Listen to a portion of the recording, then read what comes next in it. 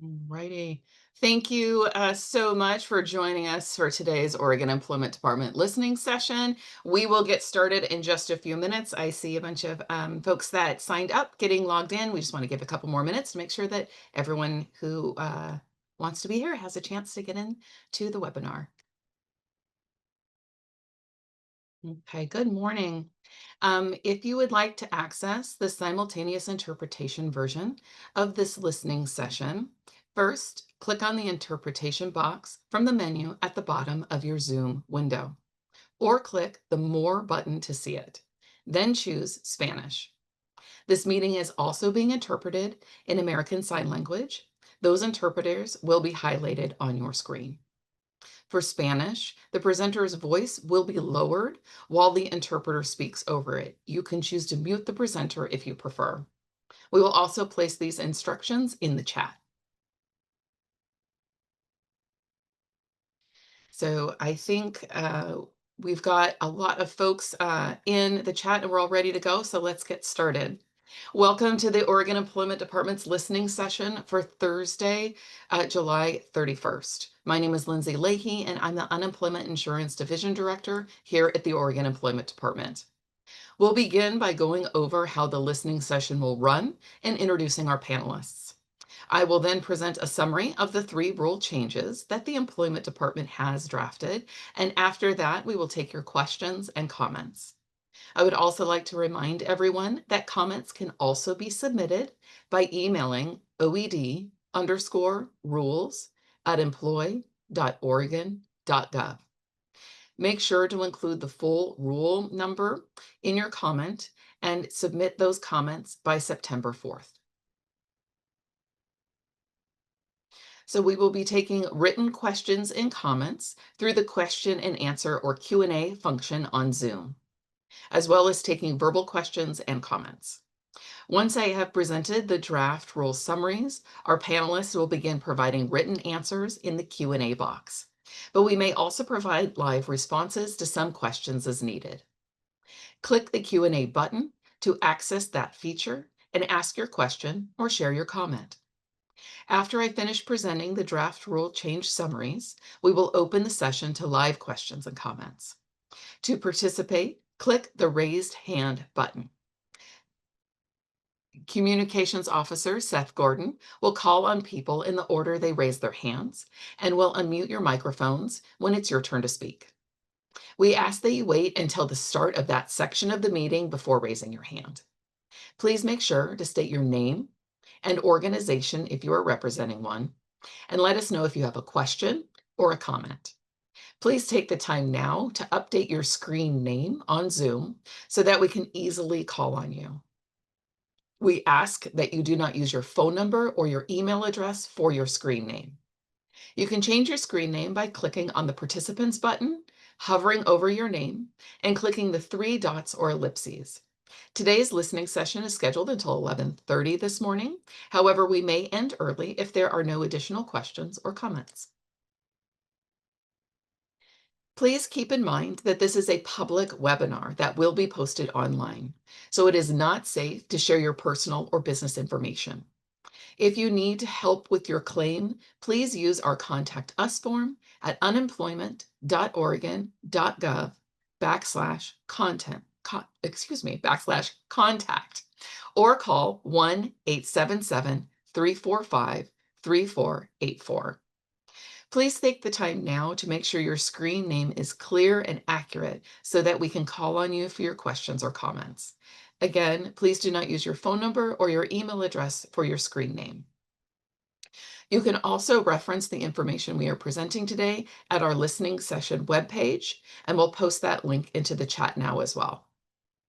We will take your feedback that we receive into account when we go through the official rulemaking process later this fall.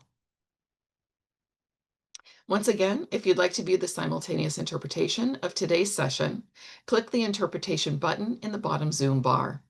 If the interpretation button isn't displayed, click on the More button. Once you selected interpretation, then choose Spanish. This meeting is also interpreted in American Sign Language, and they will be spotlighted throughout the meeting. Now I have our panelists here who will be here to help answer your questions. I'd like them to introduce themselves, starting with Sarah Cromwell. Good morning. I'm Sarah Cromwell, the Unemployment Insurance Division Deputy Director for Benefits. Good morning. My name is Lisa Schreiber. I'm the Unemployment Insurance Division Deputy Director for Operations and Policy.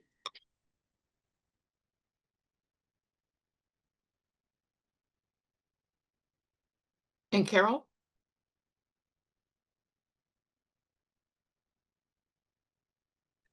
Looks like My name is Carol. Carol Fisher. I am the Unemployment Insurance Compliance Manager.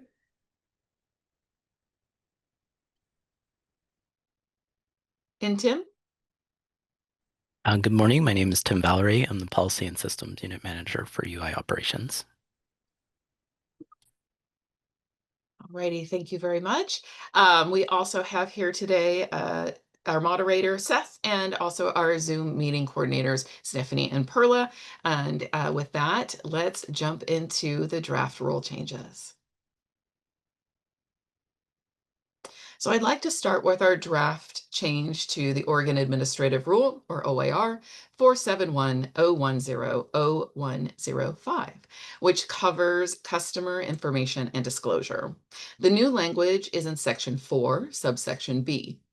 We are updating the rule to clarify that if an attorney has not been retained for purposes related to ORS Chapter 657, meaning unemployment insurance, a release of information request is required and must meet all requirements of informed consent. This includes a minor change to correct the reference to another section of the rule. Moving on to OAR 471.030.0050, Section 3 on benefit payments. This is a small change to remove reference to the specific brand of stored value cards that OED uses as one of our methods for benefit payments. The most significant changes we have drafted are to OAR 471.030.0036. Specifically, this rule establishes what it means to be able to work, available for work, and actively seeking work, which are some of the eligibility requirements for people who file a weekly claim for benefits. We are updating this rule for two primary reasons. The first is to modernize our weekly eligibility requirements to make sure they reflect how the Oregon economy and workforce have evolved in recent years. The second is so that we can implement Senate Bill 916, which passed during the 2025 Oregon legislative session and grants 10 weeks of unemployment insurance benefits for striking workers. On the second point, I do want to remind everyone that the Employment Department's role is to implement the law. We are seeking feedback today about that implementation, but not on the law itself. Okay, let's get into the 4 changes to modernize our weekly eligibility rules in response to changes in the Oregon economy and workforce. Currently, there are several different requirements for claimants in various situations. The draft rule change in Section 3 reduces that to 2 primary requirements that apply to all claimants. Claimants will be considered available for work unless they miss an opportunity for suitable work or they are unavailable for more than half the week. We believe these requirements will be easier for claimants to understand and therefore make it easier to provide accurate information when filing their weekly claims and answering our questionnaires.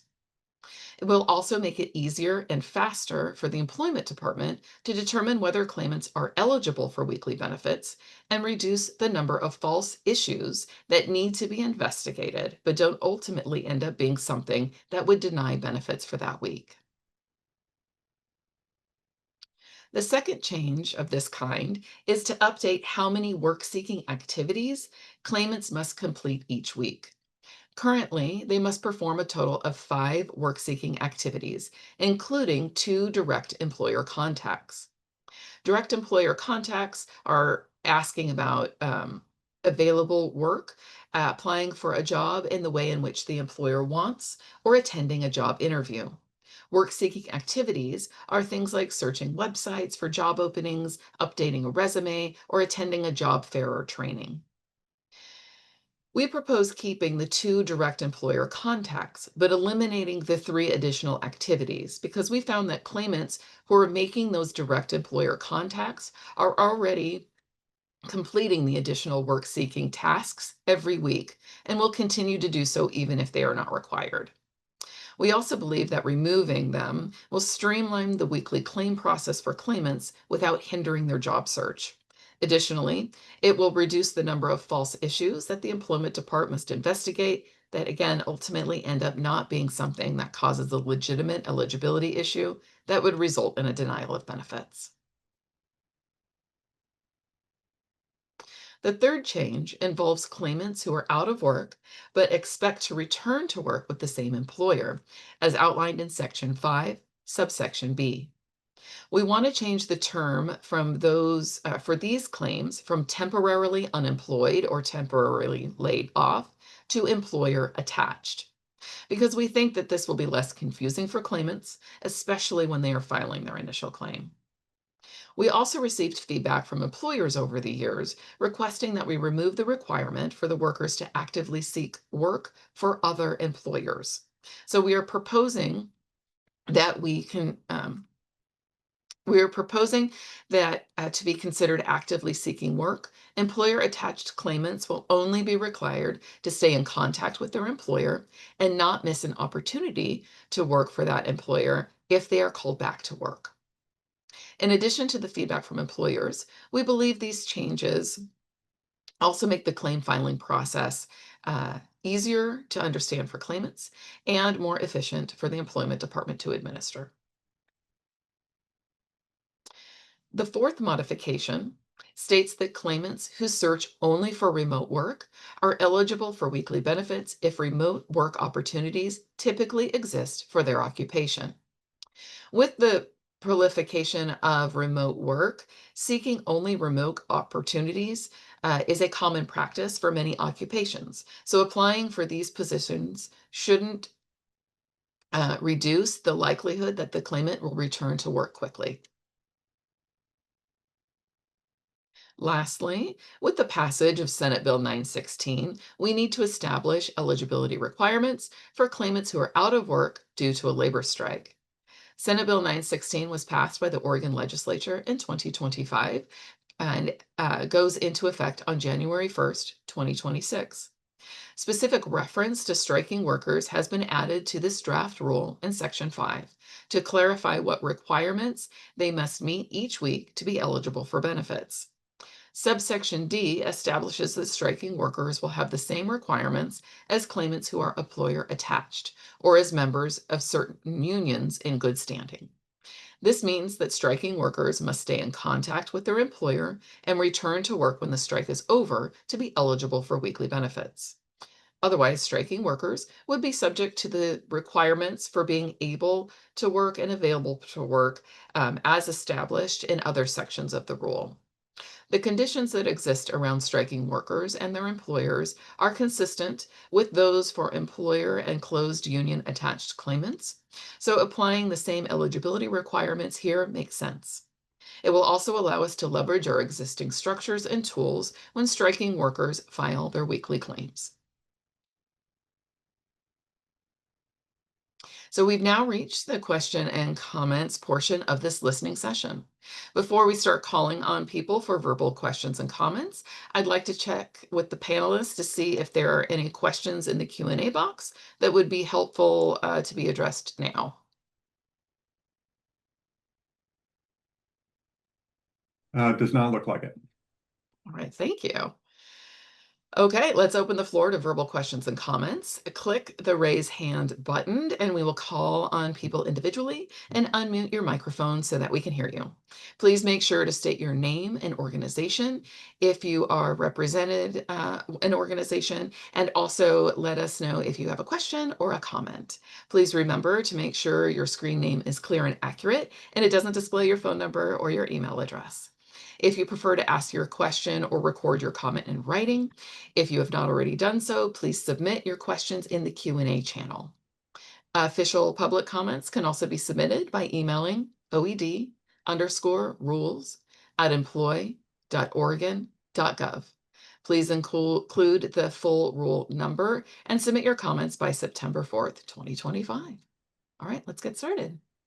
Okay, I'm going to call on Jesse Storm. Go ahead, Jesse. Should be unmuted.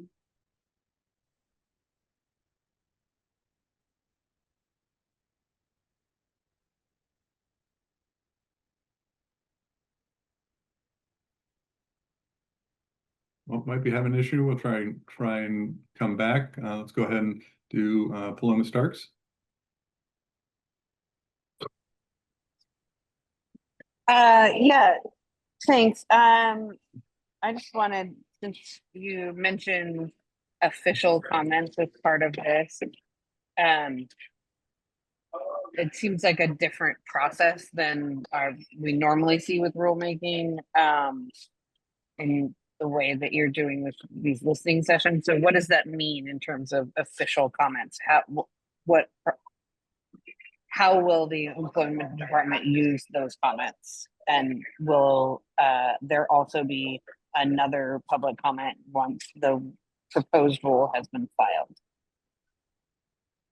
Thank you for the question, Paloma. So what we typically like to do, especially when there's a lot of different changes, is ensure that everyone has an opportunity to provide feedback and we have time to incorporate that feedback into the rules. And so this is before the official rule making, and there will be a public comment period, just like normal. We'll post in the bulletin and have all the timelines. But we wanted to make sure to get this information out there and allow people to provide public comment. So it doesn't follow necessarily the same official rule promulgation process.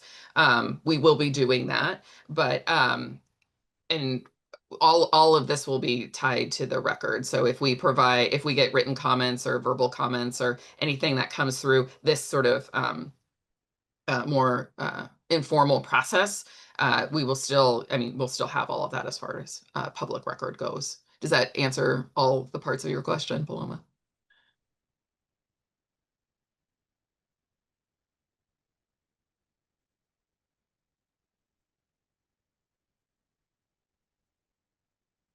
I don't know, Seth, if you need to unmute Paloma. I think it's, hold on. I think I'm not able to do that. I think Paloma, are you able to unmute to respond? Yeah, I had a follow-up, and will the department have a rulemaking advisory committee? Yes, we typically use our the Oregon Employment Department Advisory Panel as the Rules Advisory Committee. And I believe we post that we do all that. We follow that process, but that's typically the body that we use. It has both labor and employer representatives on it. Okay, I'm gonna try and call on Jesse Storm again. Oh, thank you, Paloma. Sorry, Paloma. Did you have a follow-up, or are you good? No, I'm good. Okay. Great. All right, Jesse, can you try that again? It looks like you are muted.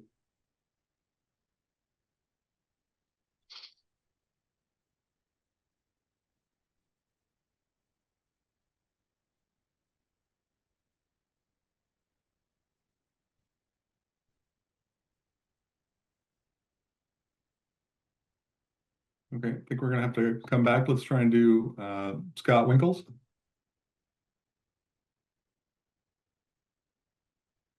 Hi. I think Paloma hit on my question on the RAC, and who sits on that employer advisory committee currently, and who's the public sector representative? Let me see. Perla, do you have the current list? I do. I can get that to you. Great. But there is a public sector representative?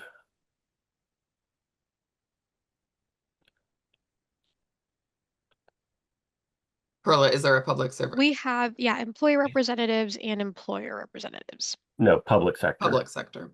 Public sector employers. I mean, Let me you're going to need one for this. This is a sea change. let me double check on that. Okay, thank you. Thank you, Scott. Okay, I'm gonna try one more time with Jesse Storm. Looks like you'll have to unmute. There we go.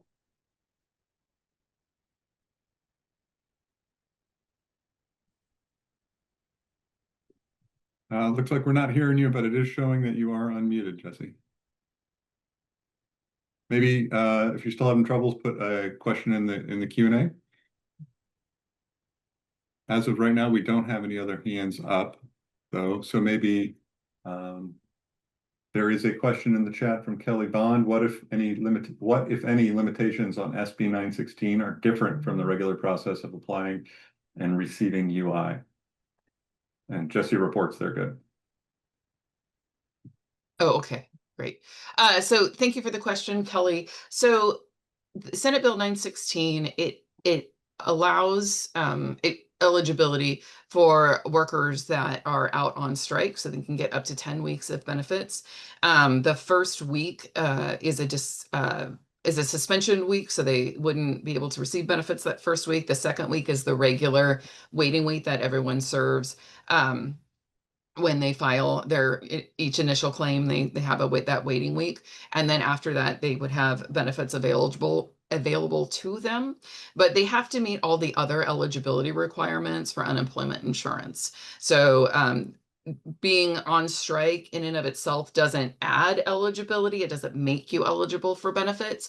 The law change just makes you not ineligible for benefits. So you still have to be able to work, able to work, available for work, actively seeking work. You still have to have worked enough hours and earned enough in wages in your base year to, set up your claim. You need to not, refuse offers of work. If you have a secondary job that, you're still reporting to when you're on strike with your primary employer, you would need to report those earnings. So all of the same requirements that you have with a regular claim. And there's another question, it looks like, in the Q&A box that asks, when will the rule changes go into effect? We don't have a specific date yet. We've got today's listening session, and then we have another one next week. And we'll take that information back and see if there's any changes we need to make, and then look at the formal rulemaking process in the fall. They will be in effect no later than January 1st, because Senate Bill 916 goes into effect then. So we want to make sure that the rule is in place when the law goes into effect. But we will post information about the rulemaking process and when the rules go into effect, and make sure to get claimants and employers, information on how the rule, all those rule changes might affect them. It looks like Scott has another question. Go ahead, Scott.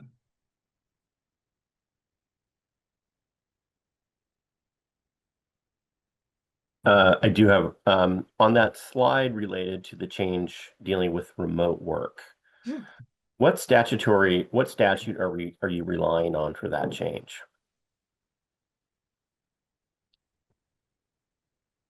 And I'm going to defer to Lisa on that one. Thank you, Lindsay. Oh, you're So welcome. there is no statutory requirement other than claimants need to be able, available, and actively seeking work. And it is up to each state to determine what that looks like for our individual labor markets. And so the statute around actively seeking work, I'd have to look that up, but I can get that and put it in the chat. But Please. the clarification that we are adding to the rule is it is just that. It is a clarification that someone who is only seeking remote work opportunities can still be considered actively seeking work. And I that think statute, we would characterize that as several steps beyond a clarification. I'm sorry to interrupt. That statute number was Oregon Revised Statute 657155. And so, Scott, sorry. you were saying that that's beyond the authority That's not a of the regular. clarification. That's a significant policy change in our mind. Okay. Well, can you speak more on that if you're willing to? I think I would rather come back with formal comments on that point, but I just would like, I don't want anybody to get blindsided later on, but I think looking at if that type of work, if the state is continuing with remote work and cities are going back to in office, I think you would put us in a position to be having to replenish the fund for when there's work available of that type.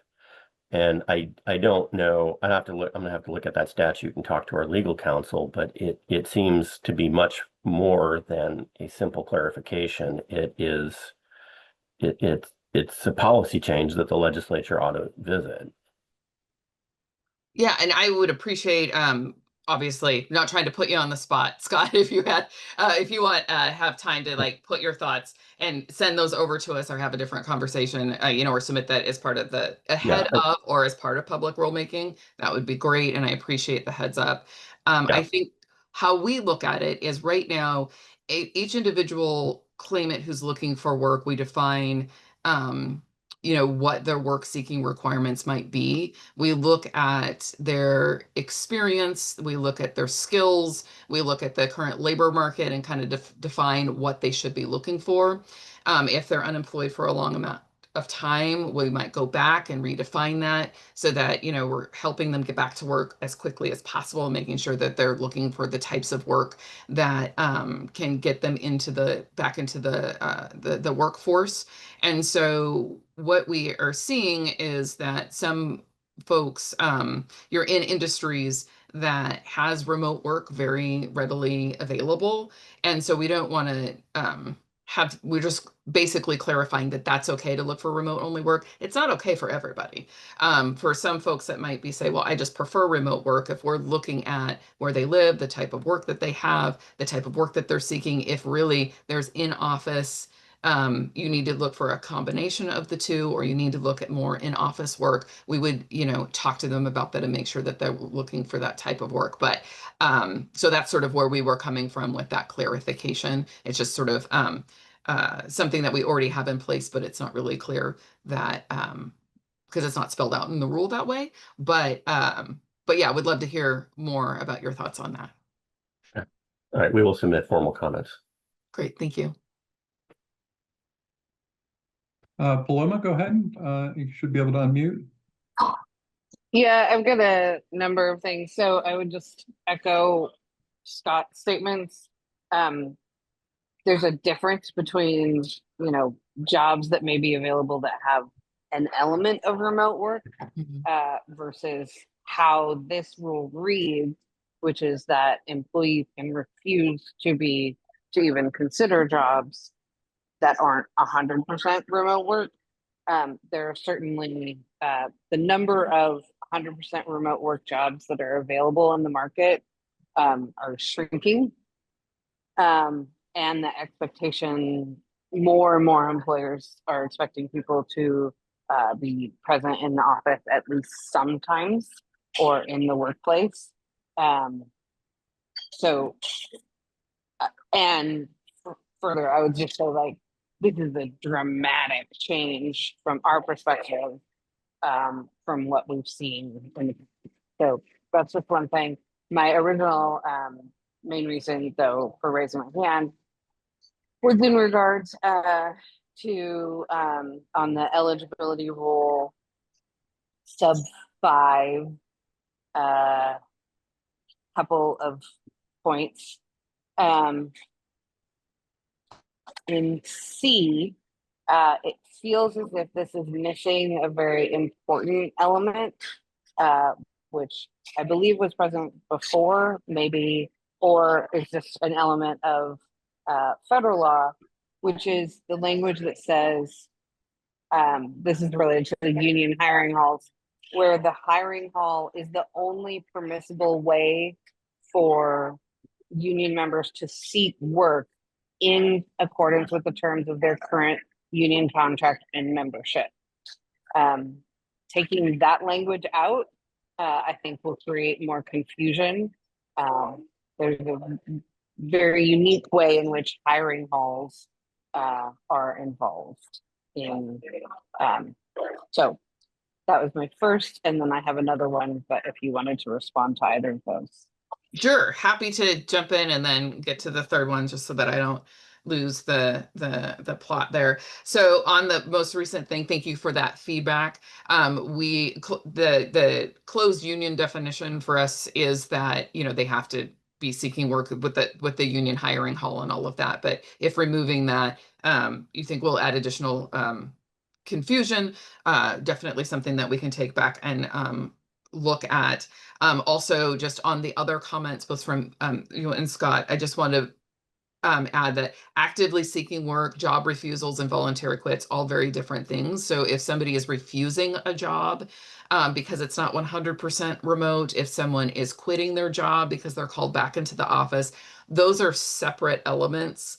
And this rule is not saying that those two things would give them eligibility. It's just in the type of work they're seeking. So just wanted to lay that out there too, just to make sure that we weren't, you know, because I agree, like if somebody's offered a type of job, that's just a different test if they're looking at refusing an offer of work.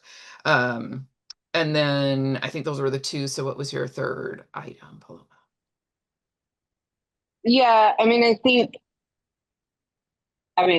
there's lots of issues, but to say somebody is considered actively seeking work when they are unemployed due to a labor dispute and there is an expectation that they will return to work for their employer when the labor dispute ends feels like it's a pretty significant violation of the federal requirements under the Social Security Act.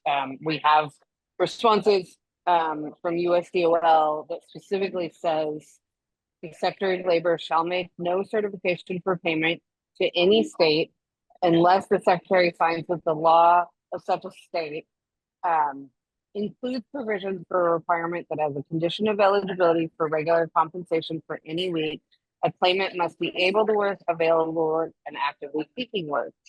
They go on to say that a state UC agency must monitor whether the worker is able and available for work and actively seeking other work for each week in which the benefits is claimed, and that the agency must examine the claimant's activity to make sure the effort to secure other work is genuine in nature and that the claimant has not withdrawn from the labor market by engaging in activity to the exclusion of seeking other work.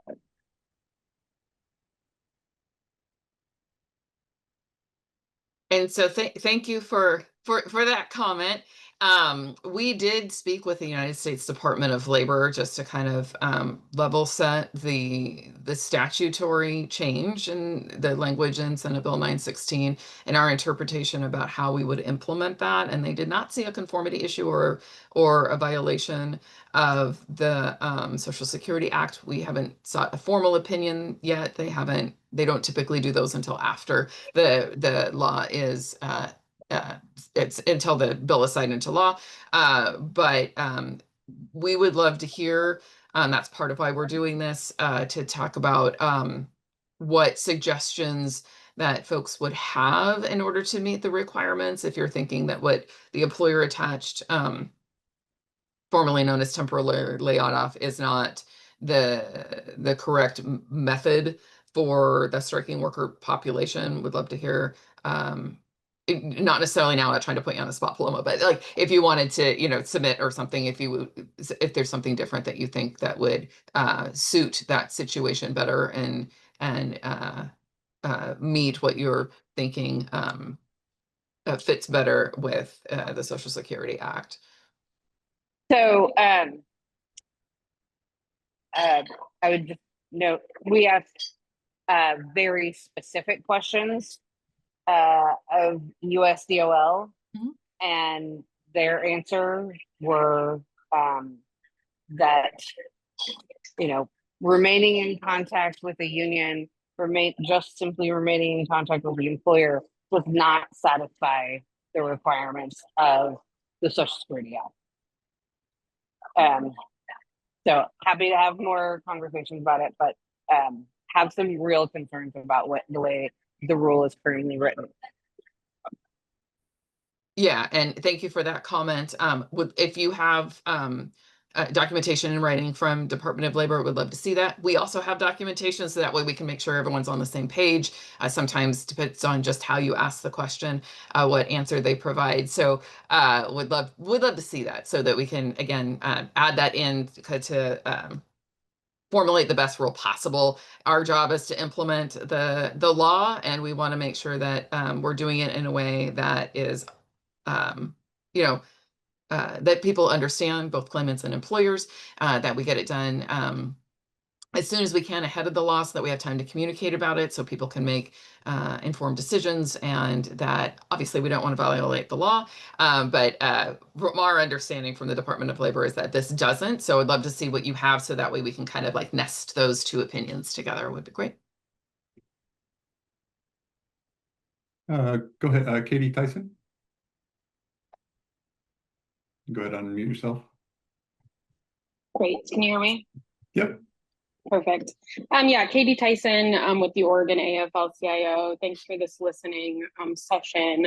We'll provide written comment on sort of all of the rules, working with the folks that we represent. So I'll try and be brief, and then we'll certainly follow up in writing. Just want to maybe push back a little bit on Paloma's comment on sort of the confusion. So totally, on the broader rule, separate from 916. Happy to have ongoing conversations with folks who actually represent people in hiring hall situations. But I think the sense was that the employer attached terminology is actually a lot clearer to describe those situations. And so, again, happy to have those conversations, but just wanted to say, I actually think that is a really positive change in that situation. I will also say, specific to a labor dispute, I think drawing parallels and there's more similarities than there are differences between hiring halls in this situation. So all having it under the same term, I think also makes a lot of sense. Many of you have heard me say this before, but, I think we'd argue that folks want to get back to work when they're on a labor dispute, but they want to do so in a workplace that is safe, suitable, and a good match for their skills, which I think is really in alignment with the legislative intent of 916 and the intent of the unemployment insurance program overall. So I'll leave it there. I'm sure there will be comments in response, but appreciate you all, appreciate this open process, and look forward to the broader rulemaking process as well. Great. Thank you, Katie. And Lindsay, we have an answer in the a question, in the Q&A that I think would be good to address. Can you please explain again the changes for the employer attached rule, specifically the 4-week portion? We have employees that we lay off for several months at a time during remodels, et cetera, and have lost workforce due to the time frame because of unemployment forces them to look for work. Yeah, thank you for the question. So how it would work is we would basically remove that 4-week sort of bright line temporarily unemployed is within that 4 weeks. And what it is instead is saying that they're employer attached. So when the worker files for unemployment, they would say that they're employer attached. And then the employer would also say that they are employer attached. And if we have, a date, that would be great. But instead of having that date and then we have to check back and check back and check back, or make them look for other work in this situation, if you're shutting down for a few months and you're saying, this is my worker that I have, they work here, they're a great employee, they've trained really, we've invested in them, and we want them to not look for other work because they want them to come back, then in this case they would be employer attached. You both would agree that during that time they don't need to look for other work, they just need to remain in contact with you. And then if you had intermittent work during that or what, I'm sorry, during the shutdown time that you lay people off, if you had just, piecemeal work, they'd obviously need to report for that. And then more importantly, they would need to report when they're recalled. So I hope that answers the question. They said yes, thank you very much. Great. And I'm going to call on Flannery O'Rourke. Go ahead and unmute yourself. Can you hear me? Yep. Yes. Hi there, Flannery O'Rourke, National Employment Law Project. We're a nonprofit advocacy organization. I just wanted to chime in regarding the labor dispute provision. I think, my understanding squares with OEDs largely, which is the actively seeking work requirement is actually, states are allowed some discretion in this. And actually reading from the Unemployment Insurance Program letter number 513 from the U.S. Department of Labor, because federal UC law does not specifically define actively seeking work, states have some discretion to establish a reasonable definition. And if you look state to state, there are differences in terms of whether there's a set number of work search requirements and the periods of time in which the work search requirement is waived. And in this UIPL, or Unemployment Insurance Program letter, it expressly notes that states allow workers to fulfill the active work search requirement if they maintain contact or remain available to the employer with whom they are job attached.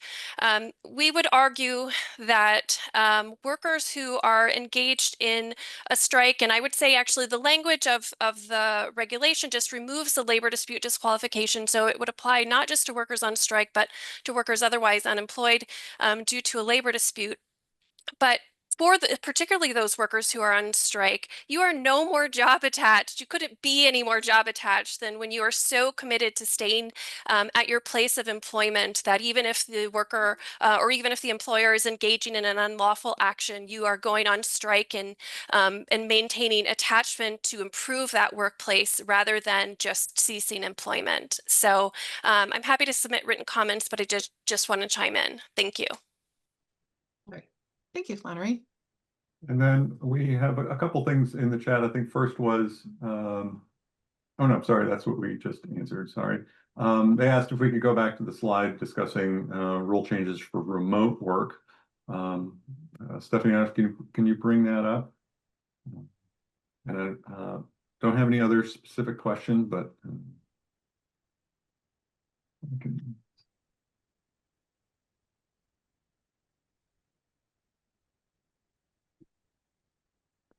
If there is any follow-up needed, go ahead and put questions in the question and answer. This isn't the remote work slide. I think it is slide 14. There we go. I don't know if Lindsay, if you maybe want to give another overview of that. Does not look like we have any other questions at this point. We're getting a thumbs up to it. Yeah, so again, the remote work modification is just simply so that folks that are seeking only remote work opportunities aren't going to be disqualified solely on the fact that they are looking for remote only work opportunities. And this again is going to be looking at the type of work that they're seeking. Is that common for the type of work that they're qualified to do? Is there enough remote work jobs, just like either nationally or here in Oregon, that would support their remote only work search? And it's not saying that each week they could be looking for hybrid work, they could be working for in-person work, but if they have a week or several weeks where they're looking for remote only work, they wouldn't be disqualified just simply on that factor. I'm going to call on Justin Lowe. Go ahead and unmute yourself. Hey there, can you hear me okay? Yep. Hi, Justin Lowe with the Association of Oregon Counties. Thank you for this listening session, and Lindsay, thank you for going over this particular rule again. After hearing the examples that you provided and the additional context behind it, I'd just like to state currently that for this particular rule, AOC also shares the same concerns that my colleague, Mr. Winkles with the League of Oregon Cities, also raised in terms of allowing the continued eligibility should a former employee only seek remote work. And I think this is especially of concern for reimbursing employers like local governments. So just wanted to register that now, but AOC will also plan on submitting formal comments at a later date. Great, thank you, Justin. And Thank you. I do want to make sure, like, our goal here, we always want to help claimants get back to work as quickly as possible. We want them to find, sustainable employment that's help support them and their families. And so it's not necessarily to elongate the amount of time that they're collecting benefits in order to, avoid different opportunities to work. We do want to make sure that folks are looking for, the type of work that they have the skills to do and that is available out there. We're just trying to remove some of those barriers that don't end up actually being barriers when we go and we were doing our investigations. But I do appreciate the robust conversation on this topic and appreciate these comments and any comments that you want to submit to so that we can consider those moving forward. So thank you. Doesn't look like we have any other hands up or questions at the moment, but we can give people a little longer if they do. Yeah, let's give a couple minutes.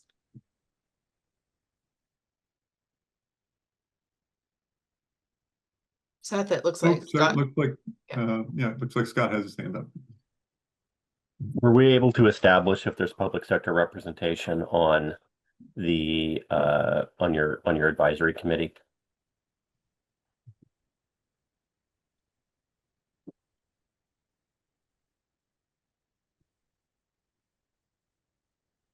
Perla, were you able to research that?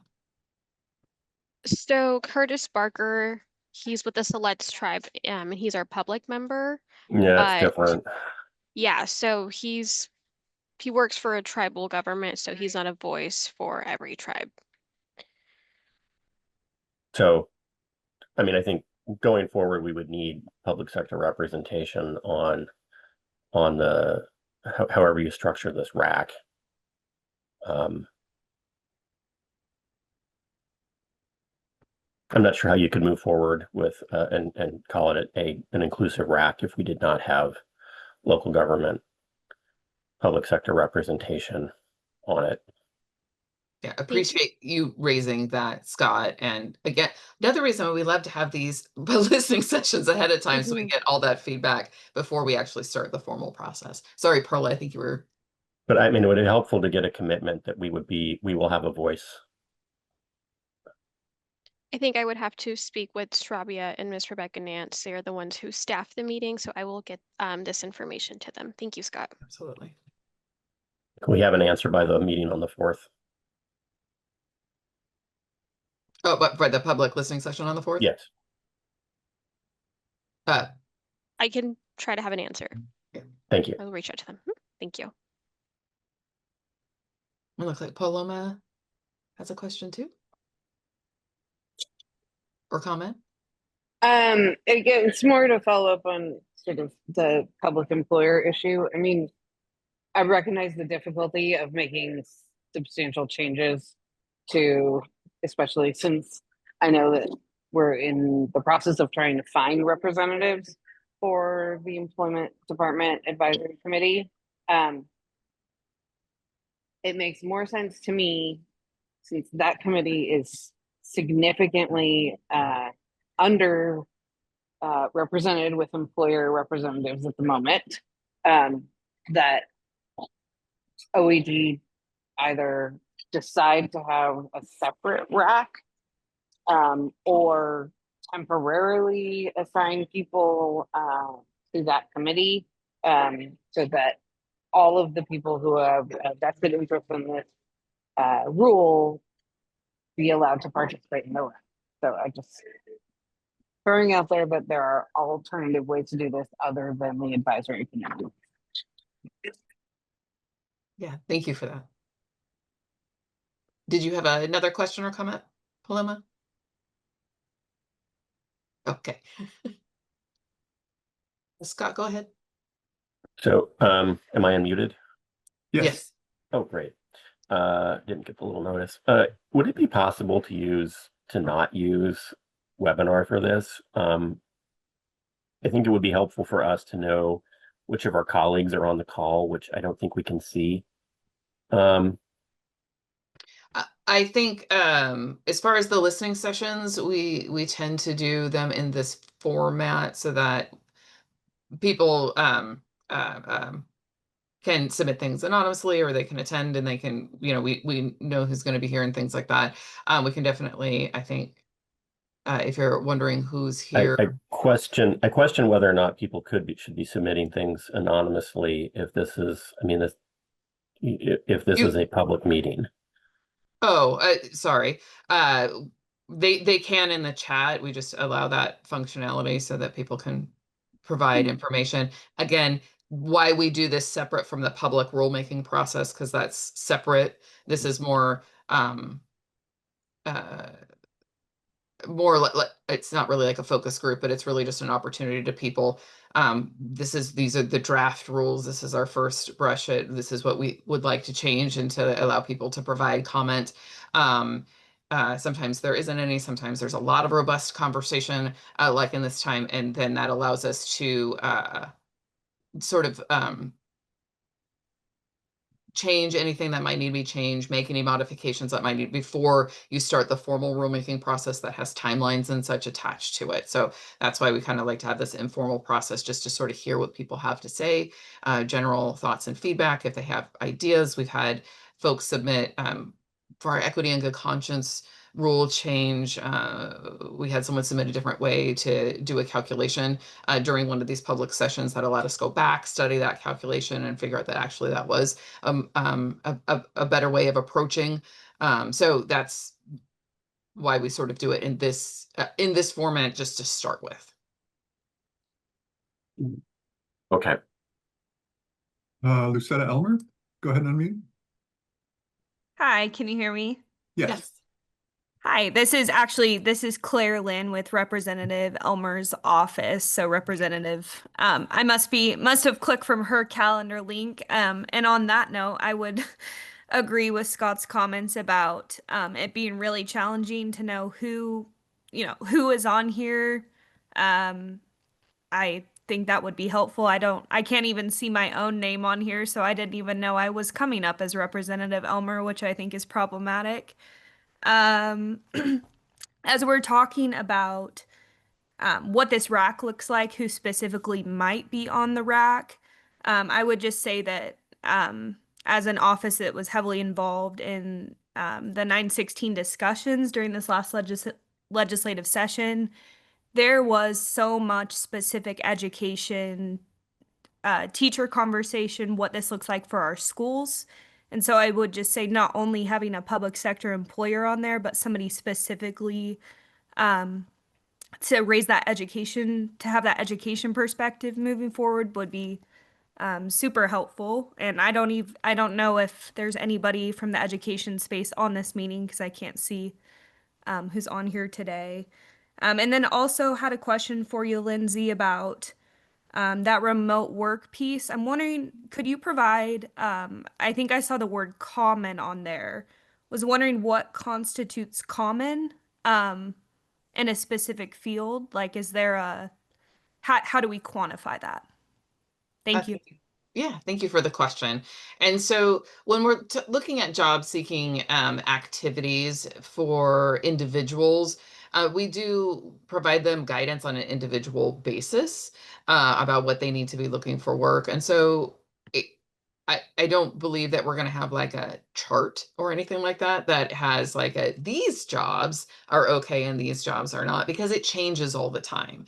So depending upon where you live, depending upon, it might be common in your industry, but maybe you live in a part of Oregon that doesn't have the bandwidth to support a remote work only job. So then that wouldn't be appropriate for you. So there's a lot of different nuance that goes into it. And so those when we're looking at the type of work that people are seeking, we provide them with guidance that, maybe you should look for this type of industry, or I noticed that you're looking for this type of work that you're not qualified to do. So we need to change that and start looking for these other types of work. And so that would all go into that conversation. And so we'd be looking at it through that lens, but trying to get it a little bit more broad. So it's a little more, adaptable. So like someone brought up earlier, well, a bunch of employers are returning folks back to the office. If that is the case and they're looking for a type of work that most of the folks, it was remote a couple of years ago, but now they're going back to the office, then it wouldn't be appropriate for them to limit to just remote working opportunities.